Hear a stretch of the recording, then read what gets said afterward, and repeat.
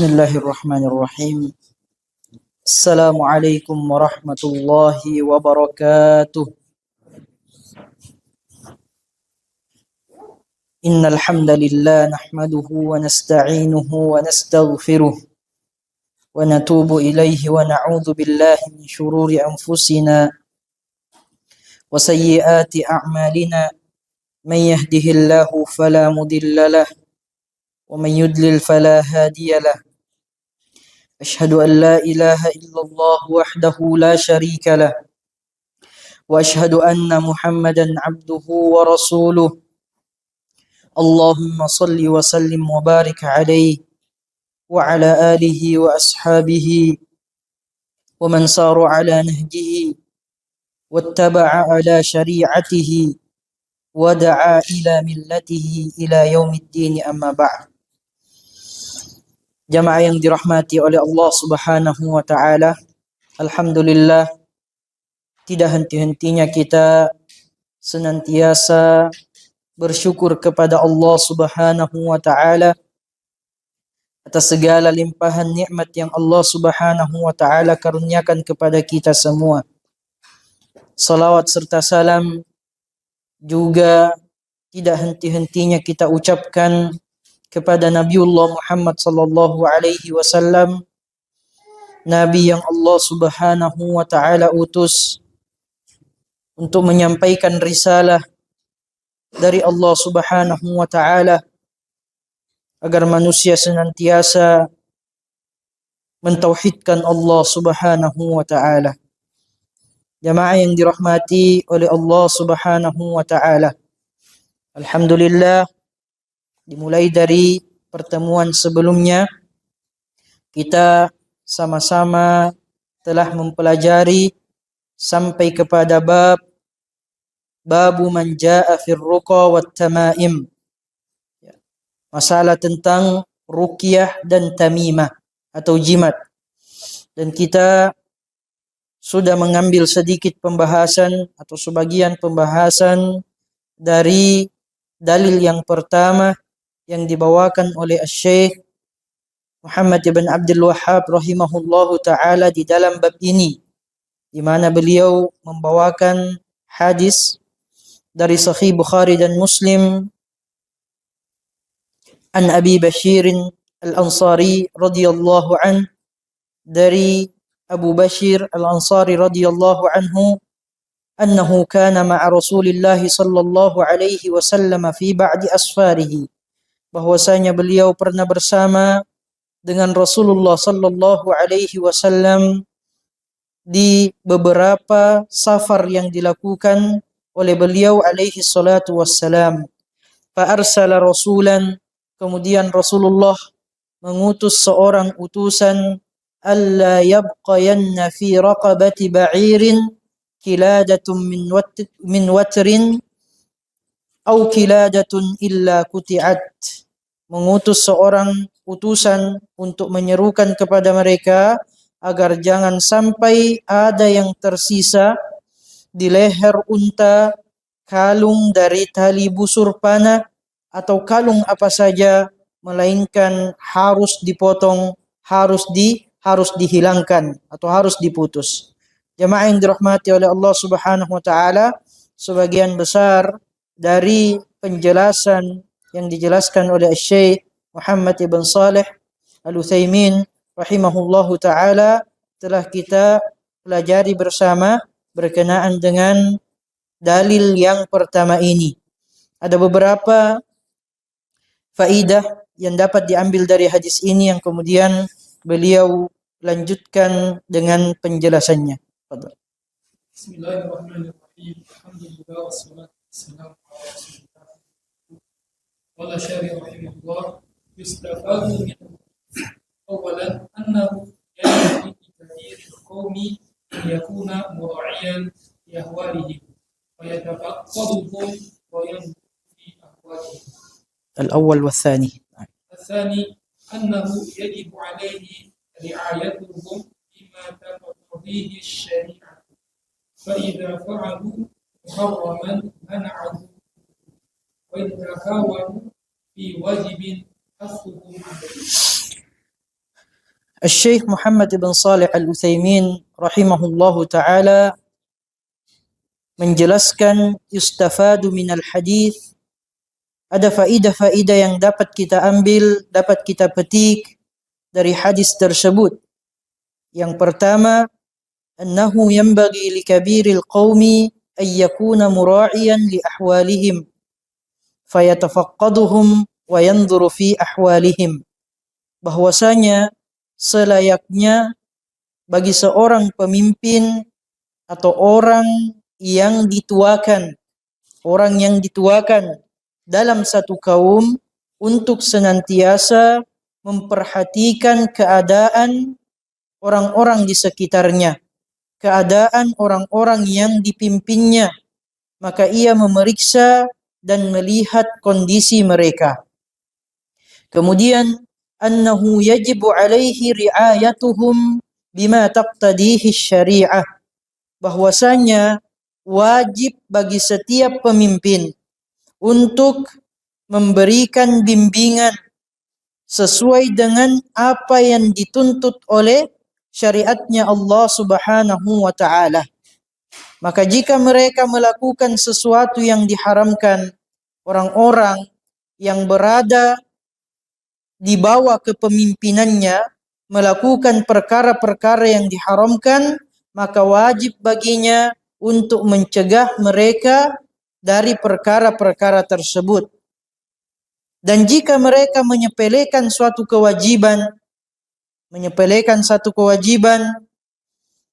maka wajib bagi seorang pemimpin untuk memberikan dorongan, untuk memberikan motivasi agar mereka tetap selalu menjalankan perintah-perintah Allah Subhanahu wa taala. Jadi para salafun salih, jamaah yang dirahmati oleh Allah Subhanahu wa taala, mengajarkan kepada kita bahwa seorang pemimpin itu, pemimpin apapun dia, dari tingkat yang paling tinggi sampai tingkat yang paling rendah atau tingkat yang paling bawah.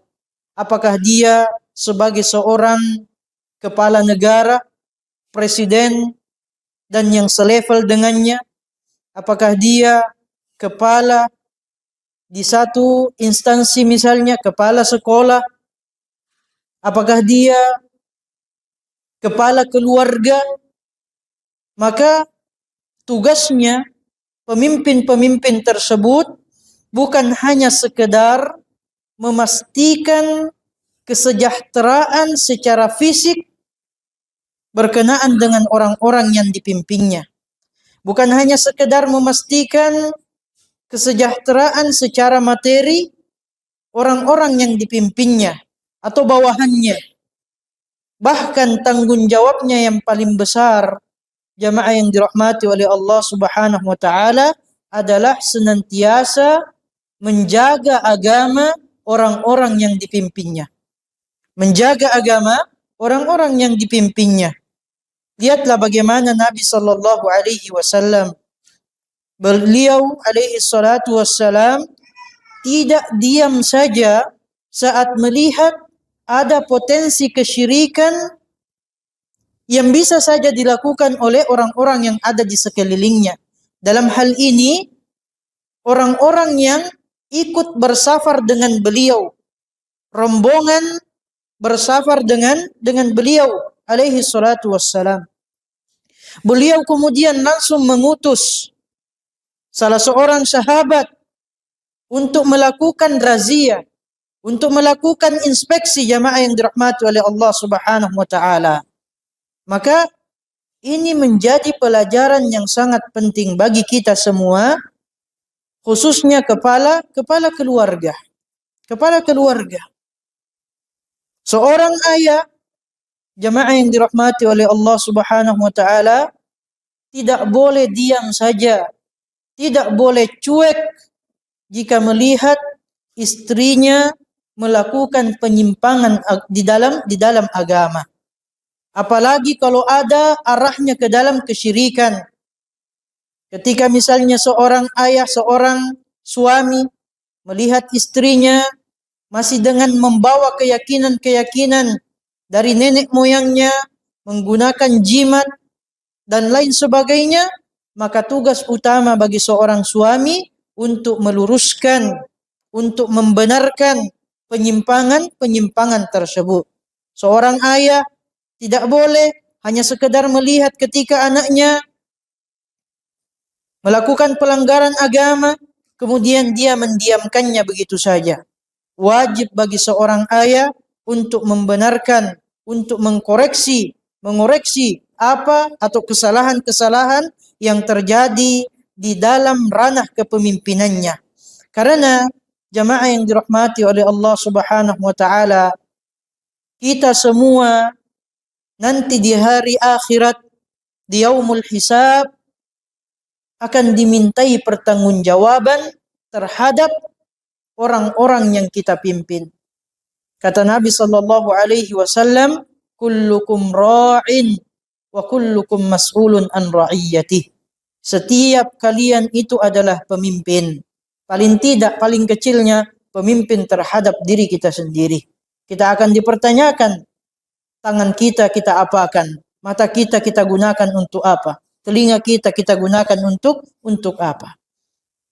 Nabi mengingatkan kepada kita, setiap kalian adalah pemimpin dan setiap kalian akan dimintai pertanggungjawaban terhadap orang-orang yang kita pimpin. Oleh karenanya ikhwan dirahmati oleh Allah Subhanahu wa taala, Ahlus Sunnah wal Jamaah itu sangat menghormati pemimpin-pemimpinnya. Sangat menghormati pemimpin-pemimpinnya. Ketaatan terhadap pemimpin negara khususnya, itu adalah harga mati yang diyakini oleh Ahlus Sunnah wal Jamaah selama bukan dalam rangka bermaksiat kepada Allah Subhanahu wa taala. Kenapa jamaah yang dirahmati oleh Allah Subhanahu wa taala? Karena mereka pemimpin-pemimpin kita akan ditanyai tentang apa yang kita lakukan. Akan dimintai pertanggungjawaban dari apa saja yang dilakukan oleh orang-orang yang dipimpinnya, sehingga Allah Subhanahu wa taala memberikan hak istimewa kepada mereka yang harus kita tunaikan, yang harus kita tunaikan. Nah. ثالثا أنه لا يجوز أن تعلق في أعناق الإبل أشياء تجعل سببا في جلب منفعة أو دفع مضرة، وهي ليست كذلك لا شرعا ولا قدرا، لأنه شرك، ولا يلزم أن تكون القلادة في الرقبة، بل لو جعلت في اليد أو الرجل فلها حكم الرقبة، لأن العلة هي هذه القلادة وليس مكان وضعها، فالمكان لا يؤثر. Naam. Yang ketiga, faidah yang ketiga yang dituliskan oleh Asy-Syaikh rahimahullahu taala, bahwasanya tidak diperbolehkan menggantungkan benda-benda di leher unta yang dijadikan sebagai sebab untuk mendapatkan manfaat atau untuk menarik manfaat, begitupun untuk menolak mudarat. Padahal benda-benda tersebut bukanlah sebab yang sah, ya, bukanlah sebab yang diizinkan, baik secara syariat maupun secara qadari, maupun secara medis, maupun secara logika. Karena perbuatan itu ditekankan oleh Nabi sallallahu alaihi wasallam adalah kesyirikan. Dan kalung, jimat itu tidak harus berada di leher. Jamaah yang dirahmati oleh Allah Subhanahu wa taala. Bahkan seandainya diletakkan di tangan, diletakkan di kaki, maka hukumnya sama dengan yang disebutkan oleh Nabi sallallahu alaihi wasallam di dalam hadisnya. Sama dengan ketika diletakkan di leher. Karena illahnya atau karena alasan pelarangannya adalah kalung atau jimat itu sendiri. Jimat itu sendiri dan bukan di mana diletakkan. Sehingga tempat peletakan tidaklah memberikan pengaruh tentang tentang hukum-hukum syiriknya. Ikhwan dirahmati oleh Allah Subhanahu wa taala, Asy-Syaikh di sini mengajarkan kepada kita ya, ada perluasan makna dari kaidah yang disebutkan oleh Nabi sallallahu alaihi wasallam. Inilah yang disebutkan di dalam agama, diistilahkan di dalam agama sebagai qiyas. Sebagai qiyas. Hadis yang kita sebutkan, yang kita bacakan tadi, jamaah yang dirahmati oleh Allah Subhanahu wa taala, memang menyebut secara spesifik bahwa dipasang di leher unta. Digunakan di leher unta. Maka apakah kalau jimatnya misalnya dipindahkan di kaki unta atau dipindahkan di tangan unta, hukumnya menjadi boleh? Karena yang Nabi sebutkan yang tidak diperbolehkan oleh Nabi sallallahu alaihi wasallam ketika digunakan di leher. Tentunya tidak, jamaah yang dirahmati oleh Allah Subhanahu wa taala. Syekh Muhammad ibn Shalih Al-Utsaimin rahimahullahu taala menegaskan bahwa kesyirikan itu terletak pada benda dan keyakinan pemakainya. Benda dan keyakinan pemakainya, bukan di mana benda itu diletakkan. Bukan di mana benda itu diletakkan. Maka penerapannya jamaah yang dirahmati oleh Allah Subhanahu wa taala termasuk di dalamnya ketika misalnya ada orang yang menggunakan benda-benda tertentu dan diyakini benda tersebut bisa mendatangkan manfaat atau bisa mengangkat mudarat atau menolak bala, dimanapun dia letakkan benda-benda tersebut. Misalnya dipakai sebagai kalung di leher, tetap hukumnya sama. Dipakai sebagai gelang di pergelangan tangan atau di pergelangan kaki, sama hukumnya tetap kesyirikan. Contoh yang lain misalnya jimat sekarang diselipkan di dompet. Diselipkan kemudian dimasukkan di dalam dompet. Sama hukumnya tetap menyekutukan Allah Subhanahu wa taala. Ditanam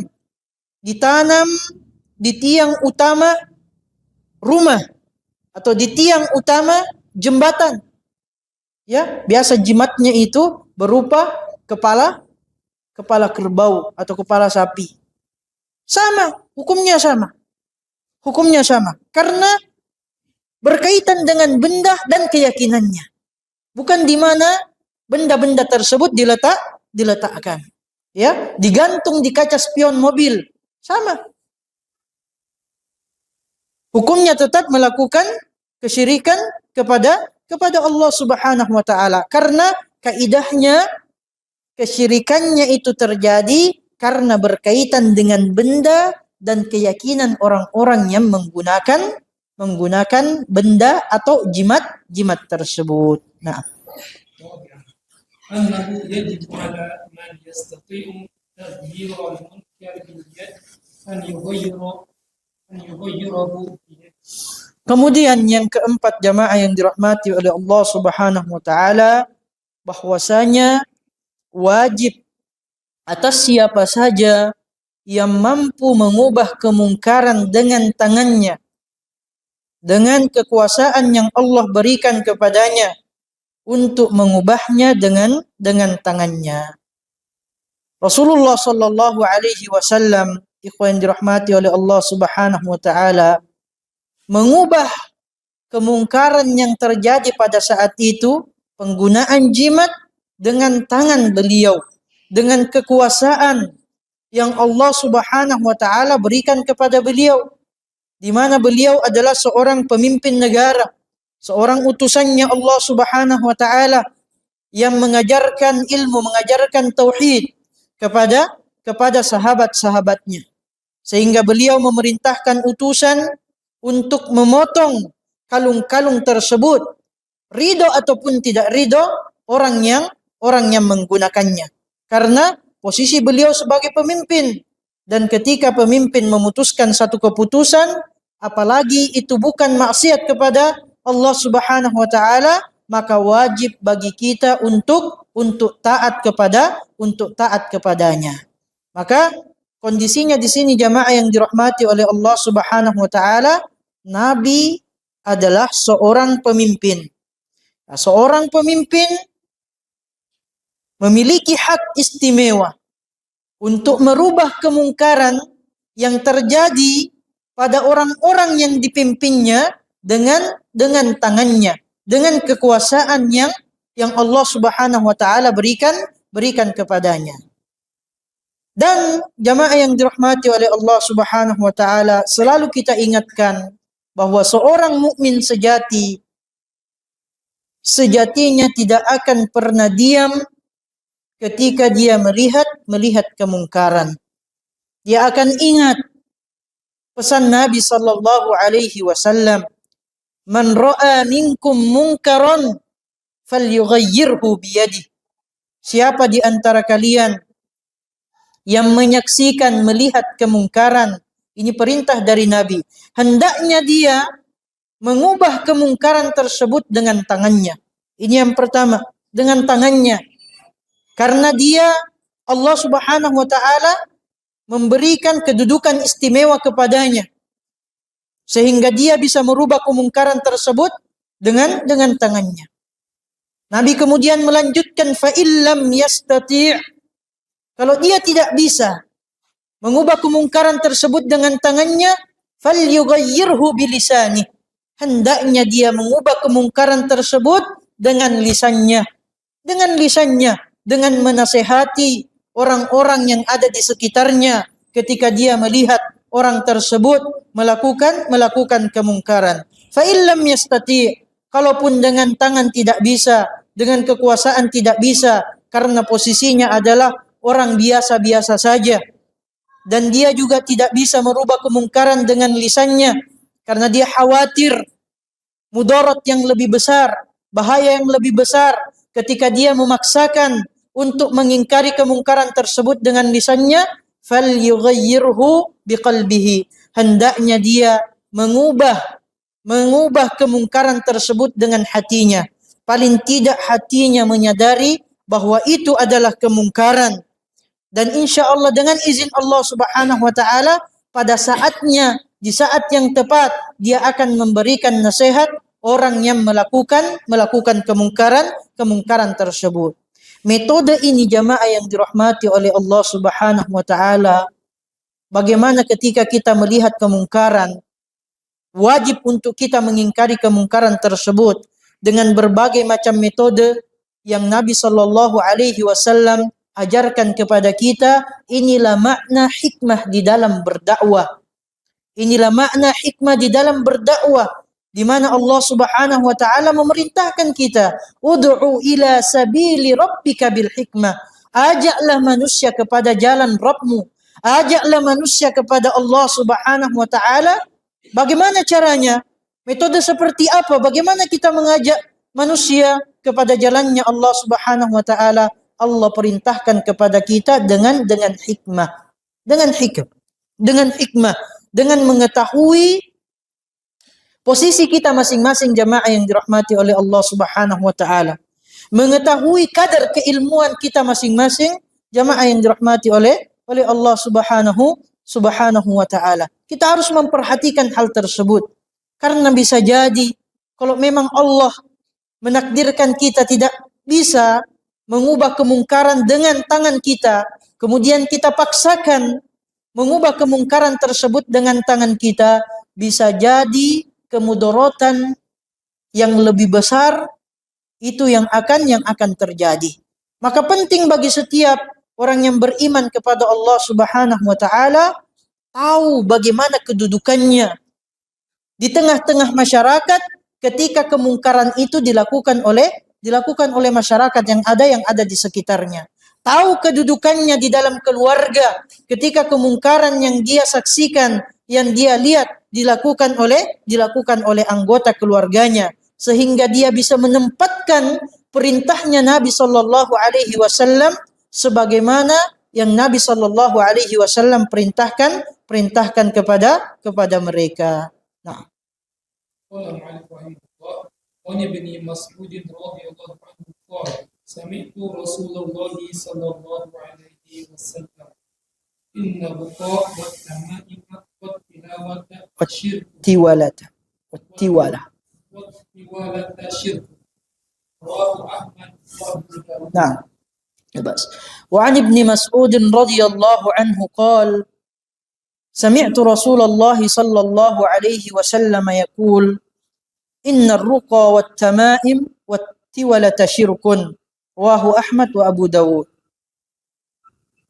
Jamaah yang dirahmati oleh Allah Subhanahu wa taala, ini merupakan dalil yang kedua yang dibawakan oleh Syekh Muhammad ibn Abdul Wahhab rahimahullahu taala di dalam bab ini. Beliau menjelaskan dari sahabat yang mulia Ibnu Mas'ud radhiyallahu anhu. Ia pernah mendengar Rasulullah sallallahu alaihi wasallam bersabda, sesungguhnya ruqyah, jampi-jampi, ya. Kemudian wattamaim, tamimah, jimat, dan tiwalah, pelet adalah kesyirikan. Tentunya jemaah yang dirahmati oleh Allah Subhanahu wa taala, seperti misalnya di sini Nabi menyebutkan yang pertama ruqyah. Tidak semua jenis ruqyah adalah kesyirikan. Bahkan ada ruqyah yang disyariatkan. Oleh karenanya Syekh rahimahullahu taala akan menjelaskan satu persatu dari apa yang disebutkan oleh Nabi sallallahu alaihi wasallam secara umum di hadis yang mulia ini. Mana yang merupakan kesyirikan dan mana yang tidak merupakan kesyirikan. Qauluhu inna ruqa jamu ruqyah wa hadhihi laysat ala umumiha bal hiya 'amun urida bihi khasun wa huwa ruqa bi ghairi ma warada bihi syar'u amma ma warada bihi syar'u فليست من الشرك قال صلى الله عليه وسلم في الفاتحة وما يدريك أنها رقية وهل المراد في الرقى في الحديث ما لم يرد به الشرع ولو كانت إباحة أو المراد ما كان فيه شرك. الجواب الثاني لأن كلام النبي صلى الله عليه وسلم لا يناقض بعضه ببعض فالرقى المشروعة التي ورد بها الشرع جائزة وكذا الرقى المباحة التي يلقى بها الإنسان المريض بدعاء من عنده ليس فيه شرك جائزة. Naam. Yang pertama, Nabi sallallahu alaihi wasallam menyebutkan innar ruqa, sesungguhnya ruqyah atau ruqa jam'u ruqyah. Ruqa jamaah yang dirahmati oleh Allah Subhanahu wa taala adalah bentuk jamak dari kalimat atau kata ruqyah. Wa hadhihi laysat ala umumiha, dan penyebutan kata ruqyah tidaklah berlaku pada keumumannya. Artinya tidak semua ruqyah adalah kesyirikan. Ya, tidak semua ruqyah adalah kesyirikan. Bal hiya 'amun urida bihi khassun. Melainkan dia adalah lafal yang umum, namun yang dimaksudkan dari lafal tersebut adalah makna secara khusus. Makna secara khusus. Kalimat amun urida bihi khassun, ini adalah kalimat-kalimat yang banyak akan kita jumpai kalau mempelajari ilmu usul fiqh. Ya, ada juga kalimat khusus, namun yang dimaksudkan di situ adalah umum. Di sini am urida bihi khas. Kalimatnya memang umum ruqyah, tapi yang dimaksudkan di situ adalah ruqyah secara khusus. Apa dalilnya? Jemaah yang dirahmati oleh Allah Subhanahu wa taala, ada ruqyah yang disebutkan sebagai ruqyah syar'iyyah. Sebagaimana Nabi sallallahu alaihi wasallam pernah bersabda ketika berkenaan dengan surah Al-Fatihah, "Wa ma yudrika annahu ruqyah?" Dan tahukah engkau bahwa surah Al-Fatihah itu adalah ruqyah? Ini menjelaskan kepada kita bahwa penyebutan ruqyah di dalam satu hadis bahwa itu merupakan kesyirikan, itu tidak semua ruqyah termasuk di dalamnya. Ya, tidak semua ruqyah termasuk di dalamnya karena ada ruqyah yang disyariatkan. Ada ruqyah yang disyariatkan. Ada bacaan-bacaan ruqyah yang disyariatkan. Membaca Al-Fatihah, membaca Ayatul Kursi, membaca Al-Mu'awwidhatain, ya, membaca ayat-ayat Allah Subhanahu wa taala. Itu adalah bentuk ruqyah yang disyariatkan. Kemudian di sini juga wa halil muradu fir ruqa. Dan apakah yang dimaksud dengan ruqyah di dalam hadis yang dilarang? Itu adalah segala bentuk ruqyah yang tidak datang dari syariat, meskipun ruqyah yang mubah. Meskipun ruqyah yang mubah. Ataukah yang dimaksud adalah ruqyah yang di dalamnya terdapat kesyirikan? Ini pertanyaan yang mungkin saja terjadi. Apakah yang dimaksudkan oleh Nabi Shallallahu Alaihi Wasallam ketika menyebutkan ruqyah di antara bentuk kesyirikan? Apakah yang dimaksud di situ adalah segala bentuk ruqyah yang tidak datang melalui syariat Allah Subhanahu wa taala, ya, meskipun termasuk di dalamnya ruqyah yang mubah, ataukah yang dimaksud adalah ruqyah yang di dalamnya terdapat kesyirikan? Asy-Syaikh rahimahullahu taala Muhammad bin Shalih Al-Utsaimin menguatkan pendapat yang kedua, yaitu ruqyah yang mengandung kesyirikan. Yang dimaksud oleh Nabi di dalam hadis tersebut itu spesifik kepada ruqyah yang mengandung kesyirikan. Ya, ruqyah yang mengandung kesyirikan. Artinya, jamaah yang dirahmati oleh Allah Subhanahu wa taala, ruqyah yang sesuai dengan syariat itu dibolehkan, dan ruqyah yang mubah juga dibolehkan. Maka karena perkataan Nabi sallallahu alaihi wasallam tidak mungkin saling bertentangan antara satu dengan yang lainnya. Ini yang harus menjadi keyakinan kita, jamaah yang dirahmati oleh Allah Subhanahu wa taala. Perkataannya Nabi sallallahu alaihi wasallam tidak mungkin saling bertentangan antara satu dengan yang lainnya. Bahkan Al-Qur'an dengan sunnah-sunnah Nabi sallallahu alaihi wasallam itu tidak mungkin ada pertentangan di dalamnya. Kalau secara zahir manusia menemukan ada pertentangan di dalamnya, maka itu ada metode-metode yang digunakan oleh para ulama untuk mengambil kesimpulannya, jamaah yang dirahmati oleh Allah Subhanahu wa taala. Contohnya misalnya, hurrimat alaikumul maitah. Hurrimat alaikumul maitah. Ini di dalam Al-Qur'an. Diharamkan kepada kalian al-maitah, ada alif lamnya. Ya, kalau ada alif lamnya masuk ke isim, itu di dalam ilmu usul fiqh itu maknanya umum. Jadi diharamkan kepada kalian segala jenis bangkai, segala jenis bangkai. Nabi sallallahu alaihi wasallam menjelaskan, uhillat lana maitatan. Dihalalkan bagi kita dua jenis bangkai, as-samak wal jarad, ya, ikan dan belalang. Secara zahirnya jamaah yang dirahmati oleh Allah, bertentangan atau tidak? Allah mengatakan diharamkan bagi kalian segala jenis bangkai. Nabi mengatakan dihalalkan dua jenis bangkai. Secara zahir bertentangan atau tidak? Secara zahir bertentangan. Jamaah yang dirahmati oleh Allah Subhanahu wa taala, disinilah para ulama kita ya, kemudian menjelaskan kepada kita bahwa di dalam memahami dalil, salah satu metode yang dilakukan oleh salafun salih terdahulu adalah ada am, ada khas, ada dalil umum, ada dalil khusus. Ada dalil umum, dalil khusus.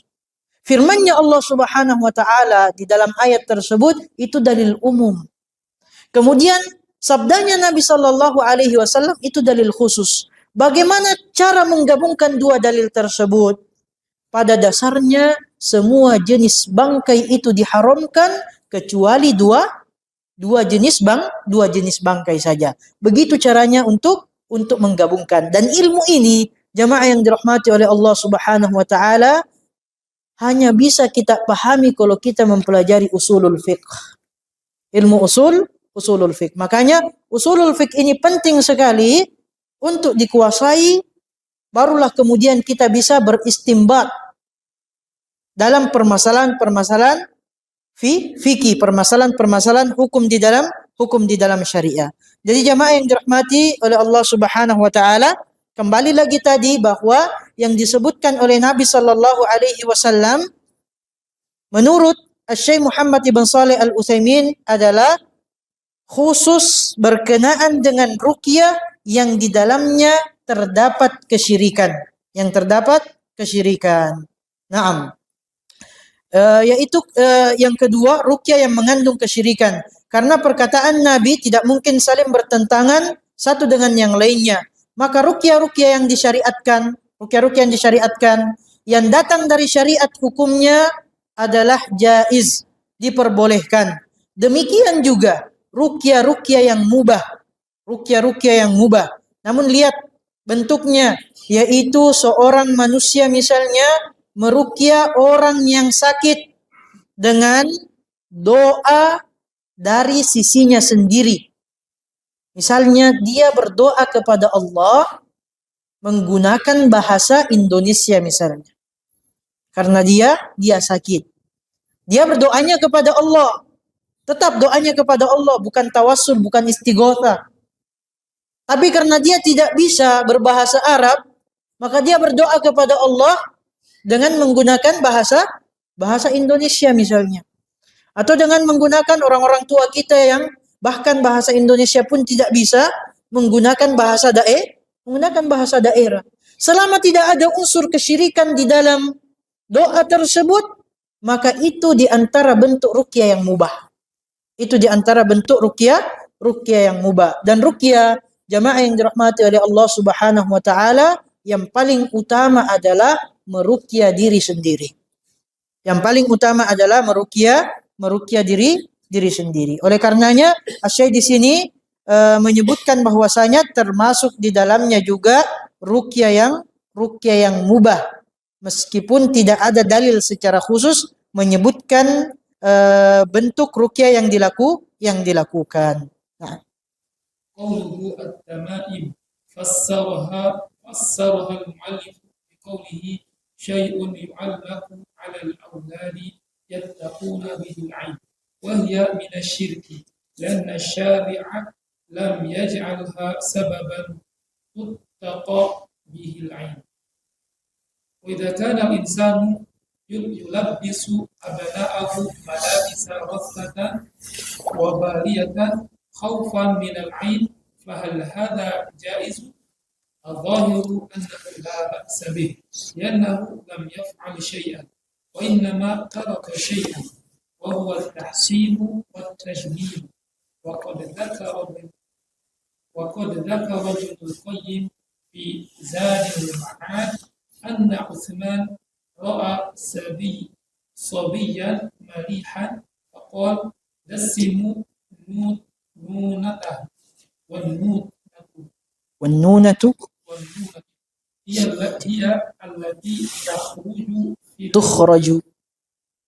التي تخرج في الوجه عندما يضحك الصبي كالنقرة، ومعنى دسموا أي سودوا. نعم. والتمائم dan at-tamaim, jimat-jimat.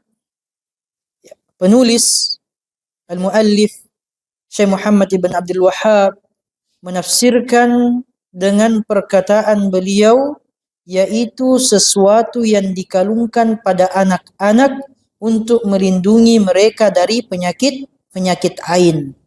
Dan hal ini jamaah yang dirahmati oleh Allah Subhanahu wa taala termasuk kesyirikan.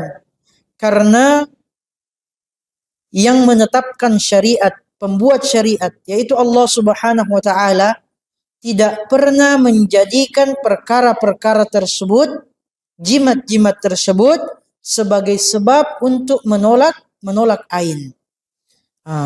Lalu apabila seseorang memakaikan pakaian yang jelek misalnya, atau pakaian yang usang kepada anak-anaknya.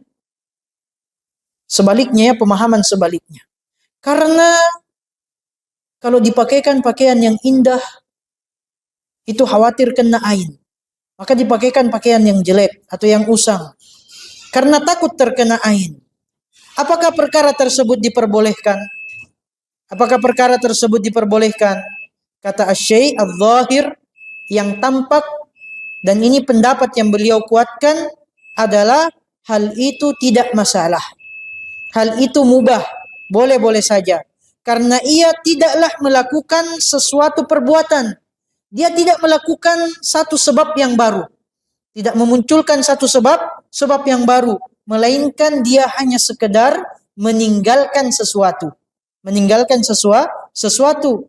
Yaitu meninggalkan perbuatan memperbagus atau memperindah penampilan anak.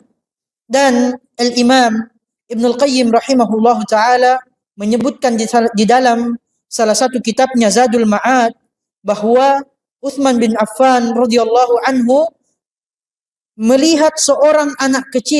pernah melihat seorang anak kecil yang sangat tampan, yang sangat manis, sangat menggemaskan. Lalu kemudian beliau berkata, dassimu nunatahu. Dassimu nunatahu. Hitamkanlah nunahnya. Hitamkanlah nunah. Apa artinya nunah? Nunah adalah lesung pipi, ya, lesung pipi yang muncul di wajah seseorang, apalagi anak-anak yang paling banyak, ketika anak tersebut tertawa atau tersenyum, ya. Adapun makna dassimu, hitamkanlah atau berikanlah coretan hitam.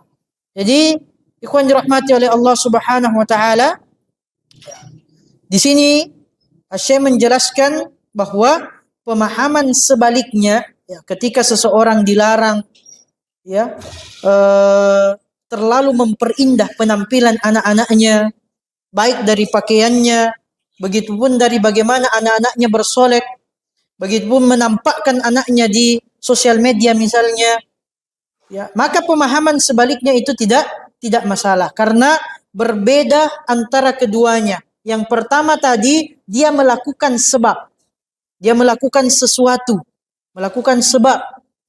Ketika sesuatu atau ketika dia melakukan sebab, perlu untuk diperiksa ini, sebab itu disyariatkan atau tidak disyariatkan. Namun yang dilakukan di sini adalah meninggalkan sesuatu, bukan memunculkan sebab yang baru. Nah, kita dengarkan azan Isya terlebih dahulu, baru sedikit kita lanjutkan. Barakallahu fikum wa jazakumullahu khairan. Nah.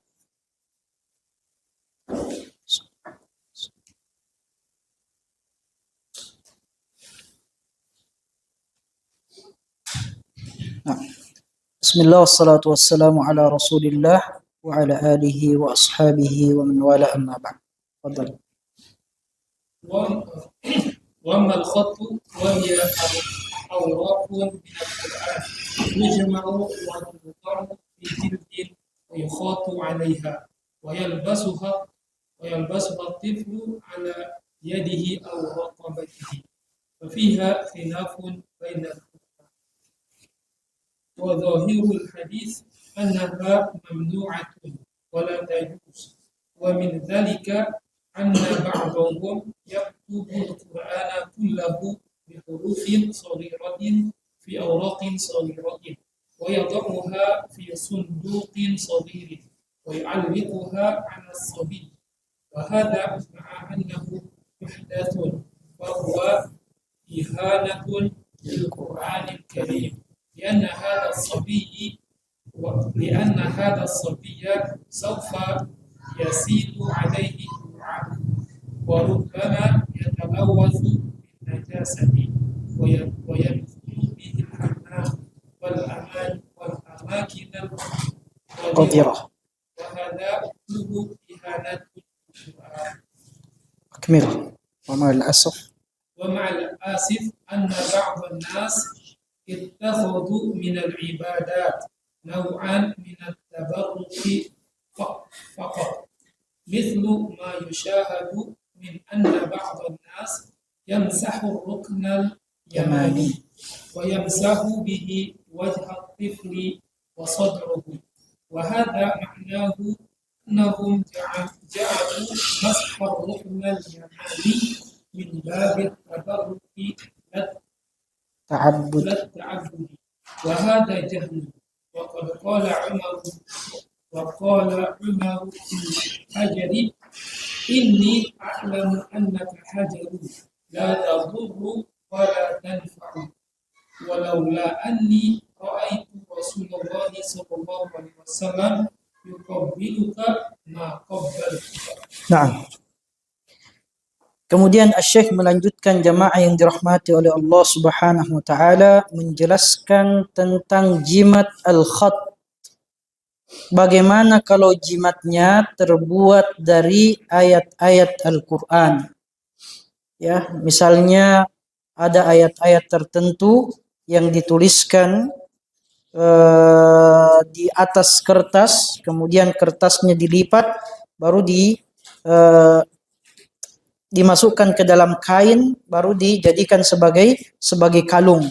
Nah, itu di sini dijelaskan lembaran-lembaran dari Al-Quran yang dikumpulkan dan diletakkan di dalam bungkusan kulit, lalu kemudian dijahit dan dipakaikan kepada anak kecil di tangannya, di lehernya, di badannya, atau tempat-tempat yang lain. Maka Asy-Syaikh menjelaskan jamaah yang dirahmati oleh Allah Subhanahu wa taala, dalam hal ini terdapat perselisihan pendapat di antara para ulama. Terdapat perselisihan pendapat di antara para ulama. Namun Asy-Syaikh menguatkan pendapat bahwasanya yang lebih kuat dari hadis tersebut menunjukkan bahwa hal tersebut juga dilarang dan tidak diperbolehkan. Di antara contohnya adalah sebagian orang menulis Al-Quran, menulis ayat-ayat Al-Quran dengan huruf-huruf yang sangat kecil di atas lembaran kertas kecil. Kemudian dia menaruhnya, meletakkannya di dalam kotak kecil, lalu mengalungkannya kepada anak kecil. Perbuatan semacam ini jamaah yang dirahmati oleh Allah Subhanahu wa taala, pertama, seandainya boleh menjadikan ayat-ayat Al-Quran sebagai jimat yang bisa melindungi kita, maka kita akan temukan ada contohnya. Paling tidak dari salah seorang saja dari sahabat Nabi sallallahu alaihi wasallam. Dan kalau kita cari jamaah yang dirahmati oleh Allah Subhanahu wa taala, tidak ada dari sahabat Nabi sallallahu alaihi wasallam yang menjadikan ayat Al-Qur'an itu sebagai jimat yang dia harapkan mampu memberikan perlindungan kepadanya, atau dia jadikan sebagai sebab agar Allah memberikan perlindungan kepadanya. Dan ini juga tidak kita temukan dari salafun salih, dari tabi'in, daripada atba'ut tabi'in. Tidak ada yang melakukan praktek ini. Maka Asy-Syaikh mengatakan ini selain merupakan perkara yang diada-adakan, ya perkara bid'ah, ia juga merupakan bentuk penghinaan terhadap Al-Quranul Karim. Beliau mengatakan bentuk penghinaan terhadap Al-Quranul Karim. Dari mana penghinaannya? Ikhwan dirahmati oleh Allah Subhanahu wa taala, biasanya kalau dipakai dikalungkan. Anak kecil itu kita nggak tahu apa yang dia kerjakan, liuran lah dan lain sebagainya, sehingga air liurnya mengalir kepada tempat di mana ayat Al-Quran itu ada di dalamnya. Kemudian dia masuk kamar mandi, keluar masuk kamar mandi, keluar masuk WC, dibawa juga ayat-ayat Al-Quran tersebut. Maka Asy-Syaikh mengatakan ini juga termasuk penghinaan terhadap Al-Quran. Ya, terkadang juga dia terkena najis. Ya, dia masuk keluar tadi membawa bungkusan itu dari kamar mandi di tempat-tempat yang kotor. Dan semua ini kata Syekh merupakan bentuk penghinaan terhadap Al-Quran. Dan sangat disayangkan bahwa sebagian manusia menjadikan ibadah, ya, ada ibadah yang diperintahkan, tapi sebagian manusia dari sebagian ibadah yang diperintahkan, dia menjadikan ibadah tersebut sekedar sebagai bentuk tabarruk, sebagai bentuk ngelap berkah semata. Seperti yang sering disaksikan. Bapak-bapak, ibu-ibu yang dirahmati oleh Allah Subhanahu wa taala, kalau kita berumrah atau berhaji, kita akan banyak menyaksikan orang-orang yang mengusap rukun yamani. Ini sunnah, betul. Mengusap rukun yamani itu sunnah. Rukun yamani itu rukun antara rukun yamani dengan rukun hajar aswad. Ya, rukun yamani kemudian rukun hajar aswad. Ketika kita tawaf berada di rukun yamani sampai rukun hajar aswad, disunnahkan untuk membaca doa sapu jagat. Rabbana atina fid dunya hasanah wa fil akhirati hasanah wa qina azabannar. Di samping itu disunnahkan juga untuk mengusap rukun yamani. Ya, ketika kita tawaf. Ini sunnah jamaah yang dirahmati oleh Allah Subhanahu wa taala. Namun akan kita temukan atau banyak kita temukan orang yang mengusapkan tangannya ke rukun yamani, kemudian setelah itu dia usapkan tangannya ke wajah atau dada anaknya. Ke wajah dan dada anaknya. Ini tidak ada anjurannya. Tidak ada ajarannya seperti itu. Yang diperintahkan kepada kita sunnahnya adalah mengusap rukun yamani. Kata Syekh rahimahullahu ta'ala, ini maknanya mereka telah menjadikan usapan pada rukun yamani itu masuk ke dalam bab tabarruk, bukan bab ta'abbud, bukan dalam rangka beribadah kepada Allah Subhanahu wa taala. Padahal kita diperintahkan untuk mengusap rukun yamani itu babnya bukan meminta berkah. Babnya adalah beribadah sebagaimana yang dicontohkan oleh Nabi sallallahu alaihi wasallam. Oleh Nabi sallallahu alaihi wasallam. Oleh karenanya Umar ibnul Khattab radhiyallahu anhu, jamaah yang dirahmati oleh Allah Subhanahu wa taala, dia pernah berkata di depannya Hajar Aswad. Dia pernah berkata, beliau radhiyallahu anhu pernah berkata di hadapannya Hajar Aswad, sesungguhnya aku tahu persis bahwa engkau hanyalah batu yang tidak bisa memberikan manfaat, tidak bisa memberikan mudarat. Dia berkata kepada Hajar Aswad. Hajar Aswad ini batu yang diturunkan dari mana? Dari surga. Dari surga. Ya, lebih mulia lagi daripada tadi rukun yamani. Umar bin Khattab mengatakan, aku tahu persis engkau hanyalah batu yang tidak bisa memberikan manfaat, tidak bisa memberikan mudarat. Seandainya aku tidak pernah melihat Rasulullah menciummu, maka aku tidak akan pernah menciummu. Seandainya aku tidak pernah melihat Rasulullah menciummu, maka aku tidak akan pernah menciummu. Lihatlah, inilah yang dilakukan oleh sahabat yang mulia. Salah seorang sahabat yang paling mulia di antara sahabat-sahabat Nabi SAW yang memberikan makna kepada kita bahwa apa yang kita lakukan terhadap Hajar Aswad rukun yamani itu babnya adalah ta'abbud, beribadah kepada Allah sebagaimana yang dicontohkan oleh Nabi SAW, bukan ngelap berkah di tempat-tempat tersebut. Jamaah yang dirahmati oleh Allah Subhanahu wa taala, mungkin ini dulu yang bisa kita pelajari, kita baca di kesempatan yang berbahagia ini. Semoga Allah Subhanahu wa taala senantiasa memberikan hidayahnya, memberikan petunjuknya kepada kita, memberikan keistiqomahan kepada kita untuk terus berusaha mempelajari hak-hak Allah Subhanahu wa taala, mempelajari sunnah Nabi sallallahu alaihi wasallam, dan Allah memberikan keistiqomahan kita berjalan di atasnya. Hadza wa sallallahu wasallam wa baraka ala nabiyina Muhammadin wa ala alihi wa sahbihi wa sallama tasliman katsira. Allahumma anfa'na bima 'allamtana wa 'allimna ma yanfa'una ya rabbal alamin. Allahumma inna nas'aluka 'ilman nafi'a wa rizqan thayyiba wa 'amalan mutaqabbala. Subhanakallahumma bihamdik, asyhadu an la ilaha illa anta astaghfiruka wa atubu ilaik. Tsumma assalamu alaikum warahmatullahi wabarakatuh. Barakallahu fikum.